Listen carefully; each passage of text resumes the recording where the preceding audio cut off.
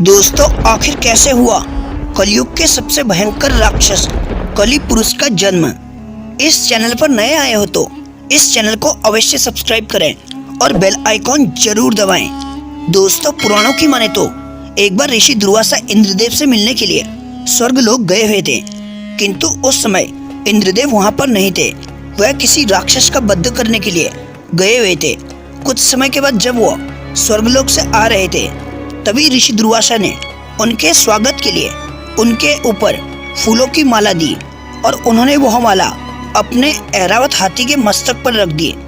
उस पुष्प का स्पर्श होते ही ऐरावत सहसा विष्णु भगवान के समान तेजस्वी हो गया। उसने इंद्र का परित्याग कर दिया और उस दिव्य पुष्प के चलते हुए वह वन की तरफ चल दिया।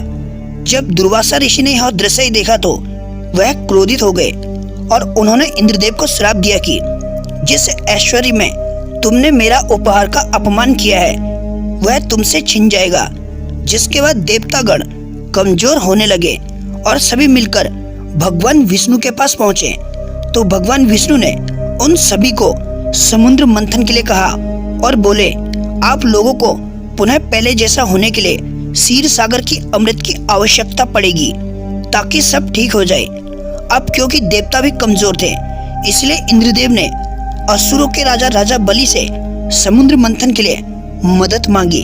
दोस्तों, पहले तो राजा बलि ने देवताओं को मना कर दिया क्योंकि वे जानते थे कि देवता असुरों के साथ छल करेंगे, परंतु शुक्राचार्य के कहने पर वे इस शर्त के लिए तैयार हो जाते हैं और कहा जो समुद्र मंथन से निकलेगा उसका बंटवारा होगा। तब मद्रांचल पर्वत को गरुड़ देव ने अपनी चोंच से उठाकर क्षीर सागर में रख दिया और सर्पराज वासुकी को उस पर्वत पर लपेटकर रस्सी बना दिया।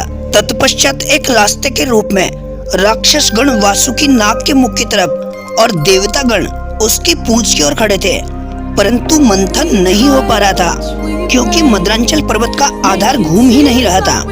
तब भगवान विष्णु ने कछुए का अवतार लेकर मद्रांचल पर्वत को अपने पीठ पर रखकर इस प्रकार मंथन की शुरुआत की। तभी समुद्र में से कालकूट नामक भयंकर विष निकला। उस विष की अग्नि से 200 दिशाएं जलने लगी। विष की ज्वाला से सभी देवता और दैत्य जलने लगे तथा उनकी कांति फीकी पड़ने लगी। जिसके बाद इस पर सभी ने भगवान शंकर से मिलकर प्रार्थना की। उनकी प्रार्थना पर भोलेनाथ ने उस विष को हथेली पर रखकर उसे पी लिया, किंतु उसे कंठ से नीचे नहीं उतरने दिया। उस कालकूट विष के प्रभाव से शिवजी का कंठ नीला पड़ गया, इसीलिए उन्हें नीलकंठ भी कहा जाता है। उनकी हथेली से थोड़ा सा विष पृथ्वी पर जा गिरा, जिससे इसकी कुछ बूंदें कली पुरुष के मुंह में जा गिरी और उसका शरीर नष्ट हो गया। अंत में जब मंथन से अमृत निकला तो अमृत की कुछ बूंदें भी राक्षस कली के मुंह में गिर गई, जिसके कारण वह फिर से जीवित हो गया, परंतु वह अपने भौतिक रूप में नहीं आ सका। कली पुरुष के अंदर इंसानों के अंदर घुसकर उन्हें बुराइयों के मार्ग पर ढकेलने की शक्तियां भी आ गई और यह समय के साथ भौतिक स्वरूप भी ले लेगा, जिससे यह और शक्तिशाली हो जाएगा।